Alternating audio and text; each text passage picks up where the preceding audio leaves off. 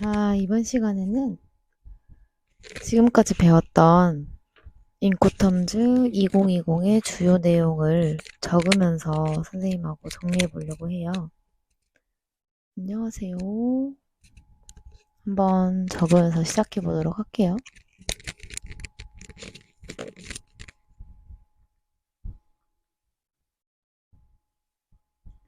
인코텀즈 2020 표를 그려보려고 하는데요. 선생님이 좋아하는 만년필입니다.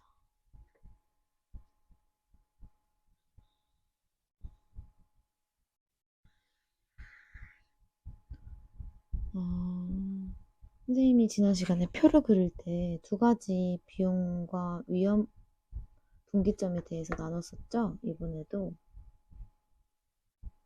위험과 비용이 어디서 이전되는지 그 부분을 적으면서 정리를 해볼게요. 총 11가지였으니까 하나, 둘, 셋, 넷, 다섯, 여섯, 일곱, 여덟, 아홉, 열, 열하나. 오, 딱 맞네요. 자, 써보겠습니다. 자, E 그룹 조건이 있었고, F 그룹 조건이 있었고, C 그룹의 조건이 있었고요. D 있었죠. 기억나는 대로 말하면 써볼까요? EXW, FCA, FAS, FOB, CPT, CIP, CFR, CIF, DAP, DPU, 마지막으로 DDP가 있었습니다. 자, 이제는 이 만년필로 써보려고 하는데요. 같은 거 먼저 써볼게요. 먼저 비용이 어디서 이전되느냐. 자, 이 XW 조건 같은 경우 매도인은 물품이 인도될 때까지 모든 비용을 부담합니다. 매도인은 물품이 인도될 때까지의 모든 비용을 부담합니다. 이 비용의 이전이 FCA에서도 똑같고요. FAS에서도 똑같고요. FOB에서도 똑같아요. 자, 그러면 이 XW에서 위험은 언제 이전되냐? 이 EXW에서는 매도인의 영업장, 구내나 지정된 장소에서 매수인의 처분할 수 있도록 물품을 인도하였을 때 위험이 이전됩니다. 자, 이거는 FCA에서 똑같을까요? 아니요. 여기서는 매도인이 지정 인도 장소에서 매수인의 지정 운송인에게 수출 통관된 물품을 인도했을 때 위험이 이전됩니다. 그러면 FAS는 어쩔까요? 자, 선특이었죠. 물품이 지정 선적항 구두 또는 바지선의 선측, 인도되었을 때 위험이 이전됩니다. 자, 그럼 FOB는 본선 적재였죠? 그러면 물품이 지정 선적항에서 본선에 어떨 때? 적재될 때 위험이 이전됩니다. 자, 그럼 시조건을 넘어가 볼까요? 시조건은 빨간색으로 해보겠습니다. 자, 시조건의 우선 비용은 매도인이 물품이 인도될 때까지 모든 비용을 부담하는 것 같은데요. 여기에다가 지정된 목적지까지의 운송비를 부담합니다. 자, 그러면 CIP는 쌤이 이 I가 뭐라고 했죠? 보험이라고 했죠. 그러면 이 위에다가 보험료까지. 자, 그럼 여기서 위험은 언제 이전되나? 물품이 지정 목적지까지 운송할 운송인의 보관하에 인도되었을 때 위험이 이전됩니다. 자, 그러면 CIF에서는 똑같겠죠? 대신 다른 점은 이 보험료예요. 그럼 CFR에서는 자, 물품이 지정 선적항에서 본선에 적재된 때 CIF는 이거랑 같을까요? 네, 같아요. 같은데 CFR의 비용의 이전은 언제 되냐? 매도인은 물품의 적재 시까지의 모든 비용과 목적항까지의 운임을 부담합니다. 자, 그러면 CIF는 이 위 조건과 같고 보험료까지 포함되겠죠? 자, 마지막으로 D 조건을 보겠습니다. DAP와 DPU, DDP가 있었는데요. 자, 여기서 차이점만 크게 써볼 건데요.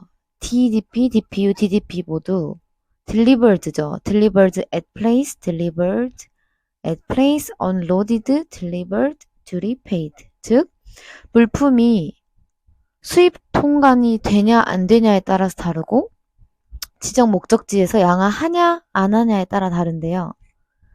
자, 여기는 수입 통관 된 채일까요? 아닐까요? 수입 통관 된 채가 아니고요. 수입 통관 되지 않은 채 목적지에서 양화되지 않은 채 매수인의 처분하에 놓이는 때 위험이 이전되는데요. DPU는 똑같이 수입 통관 되지 않은 채 이번에는 이게 언로디드이기 때문에 양화된 상태입니다. 한편 DDP는 수입 통관 된 채 그리고 양화는 되지 않은 채 매수인에게 인도되었을 때 위험이 이전되고요. 이 D 조건에서 비용은 매도인이 물품이 인도될 때까지 모든 비용을 부담합니다. DPU는 DAP와 같은데요. 양하가 된 상태이기 때문에 양하비까지 부담합니다. 자, DDP는 매도인이 최대 의무 조건이랬어요? 최소랬어요? 최대랐죠? 그러면 물품이 인도될 때까지의 모든 비용. 여기에는 뭐도 포함된다? 수입 통관 비용도 포함된다. 모든 수입 통관 비용까지 여기에 관세, 조세, 부가금까지 매도인이 부담을 갖고요. 그때 비용이 이전됩니다.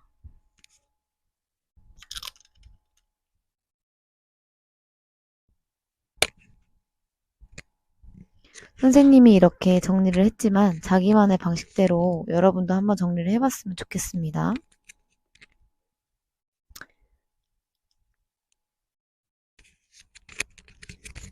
자, 이번에는 인코텀즈 2020이 분류하는 방식이 굉장히 다양하거든요. 그 분류 방식이 어떻게 되는지 선생님하고 필기하면서 알아보려고 하는데요. 첫 번째로는 운송 방식별 분류입니다. 이거는 선생님이 6, 7, 8강에서 조건을 하나하나 설명할 때 모든 해상 운송 방식에서 사용할 수 있는 건지 복합 운송 방식에서 사용할 수 있는 건지 구분을 하긴 했었는데요. 한 번 더 적으면서 알아보도록 하겠습니다.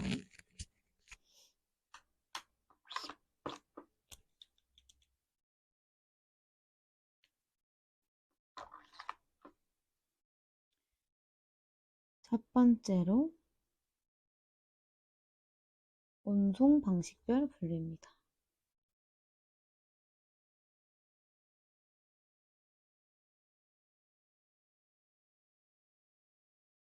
자, 운송 방식별 분류로는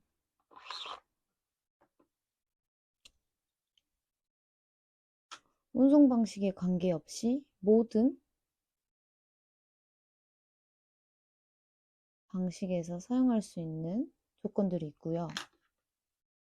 반대로 해상 및 내수로 운송 방식에만 사용되는 조건들이 있습니다. 해상하고 내수로 운송 방식. 자, 나눠서 정리를 해볼까요?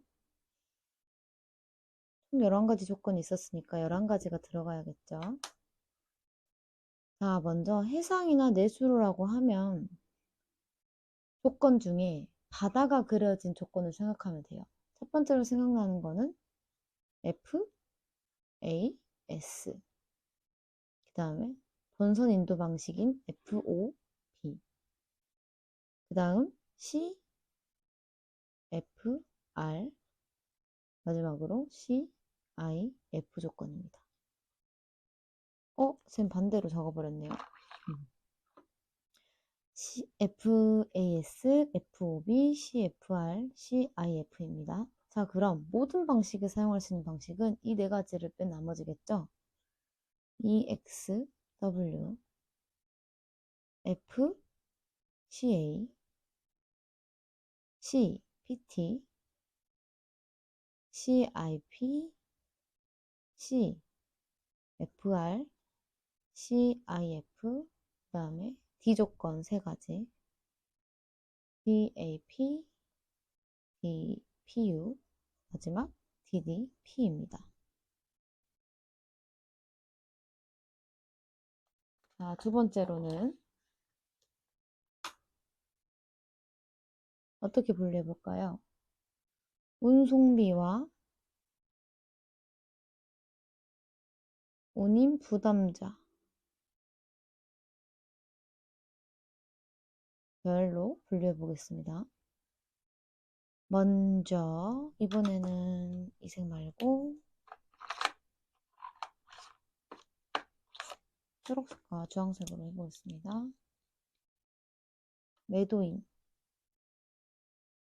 매도인이 운송비와 운임을 부담하는 건지, 이번에는 매수인이 부담하는 조건인지. 자, 여기서 여러분 매수인은 수입상일까요? 수출상일까요?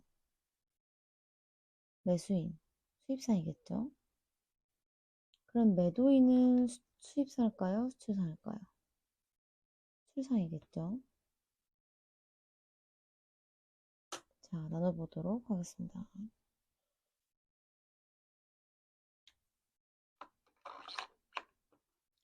매도인이 운임을 부담하는 조건은 C, PT, CIP, CFR, CIF, 그 다음 D 조건이 전부 다 여기에 해당됩니다.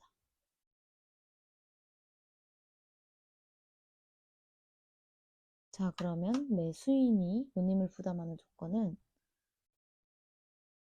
EXW, FCA,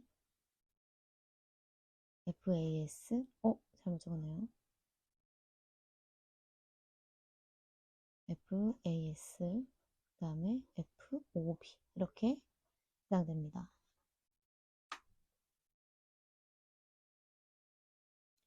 자, 세 번째로는 보험 가입자별로 분류해 보겠습니다.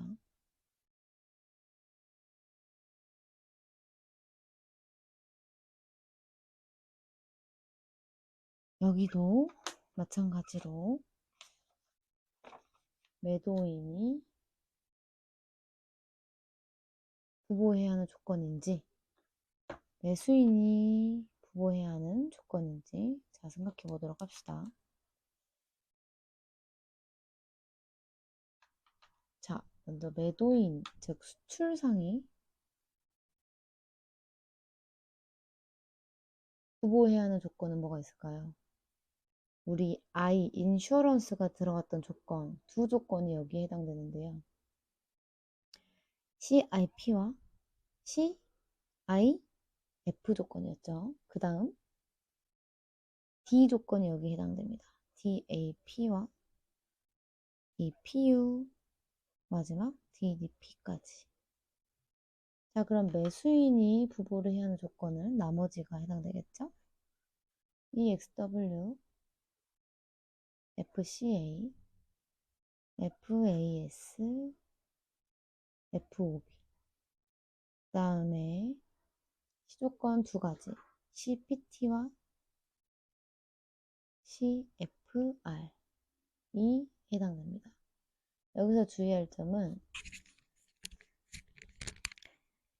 이 두 조건, CIP와 CIF에서 피보험자는 매수인이며 D 조건에서의 피보험자는 매도인입니다. 그게 큰 차이점입니다. 자, 네 번째로는 위험 이전의 분기점별로 분류해 보겠습니다.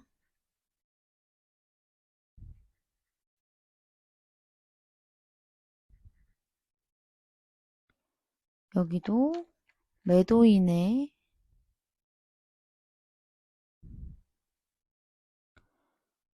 위험 부담이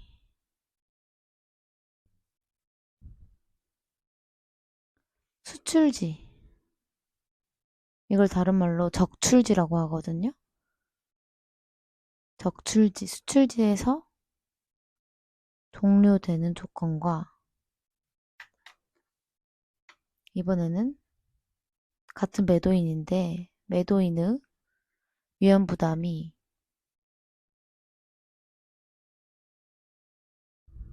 수출지가 아닌 수입지, 도착지겠죠. 도착지에서 종료되냐, 이 두 가지로 구분을 해 보도록 하겠습니다.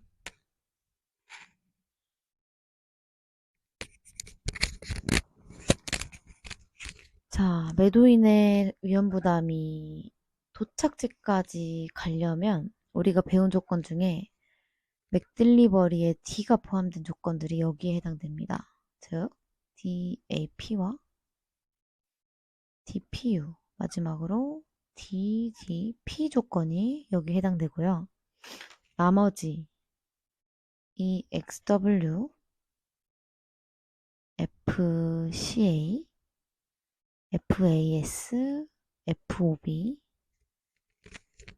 그 다음 C 조건인 CPT, CIP, CFR, 마지막으로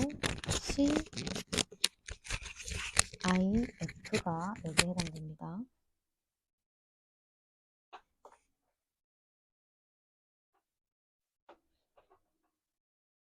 자, 이제 마지막으로 우리가 중요하게 생각하는 것들인데요. 이 인코텀즈가 시험에 가장 많이 나오는 문제이기도 하고 가장 자주 바뀌기도 하고 예민한 부분이라서 선생님이 여러 강에서 강조를 했는데요. 무역거래의 조건의 표시가 적출지에 지명이 표기되어야 하는지 도착지에 지명이 표기되어야 하는지에 따라서 또 구별이 됩니다. 그렇다면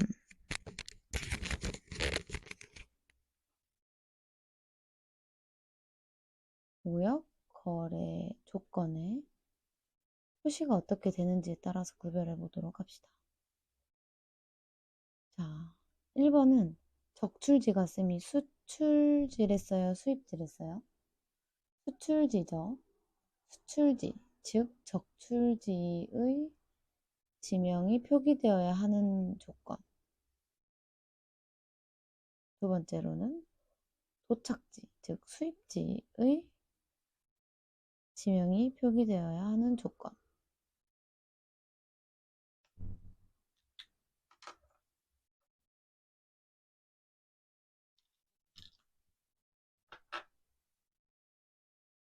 이 적출기가 표기되어야 하는 조건은 총 4가지인데요. 이 XW, FCA, FAS, FOB 조건입니다. 반대로 도착지가 표기되어야 하는 조건은 CPT, CIP, CIF, 다음 DAP, DPU, DDP 조건입니다.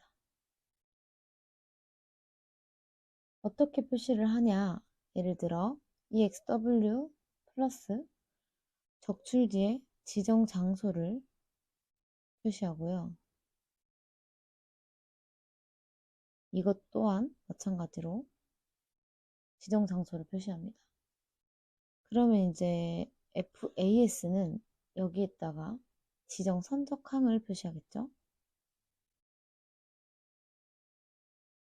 포트를 의미합니다. 항. 자, 마찬가지로 FOB도 지정 선적항을 표시해야 합니다.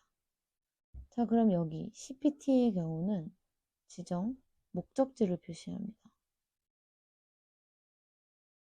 CIP도 목적지를 표시하고요. CIF는 목적지가 아닌 지정 목적항. 이제 여기 한 개 빼먹었죠. CFR도 마찬가지입니다. 그 다음 D 조건을 보면 D는 지정 목적지를 표시합니다.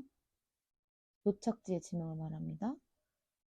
DPU도 지정 목적지, DDP도 지정 목적지를 표시해야 합니다.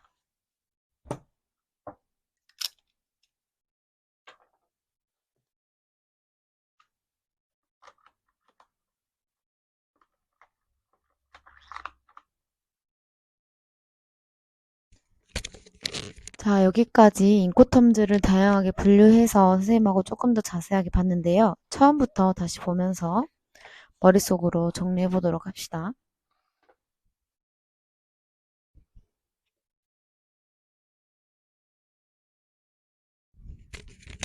운송 방식별 분류. 모든 방식에서 사용이 되냐? 해상이나 내수로에서만 사용이 되냐에 따라 구분해 보았고요. 운송비나 운임은 매도인이 갖냐, 매수인이 갖냐에 따라 이렇게 분류를 해 보았습니다. 세 번째로 보험은 누가 부보를 해야 하냐? 매도인이냐, 즉 수출상이냐, 수입상이냐에 따라서 이렇게 분류를 해보았습니다. 네 번째로 위험 이전의 분기점별로 분류해보았는데요. 매도인의 위험 부담이 수출지에서 종료되냐, 수입지까지 가야 되냐. 수입지까지 가는 조건은 D 조건밖에 없었고요. 나머진 다 수출지에서 종료가 되었죠. 자, 마지막으로 거래를 실제로 할 때 조건을 어떻게 표시해야 하냐. 적출지의 지명을 표기해야 하는 네 조건, 도착지의 지명을 표기해야 하는 C 조건과 D 조건 이렇게 분류를 해보았습니다.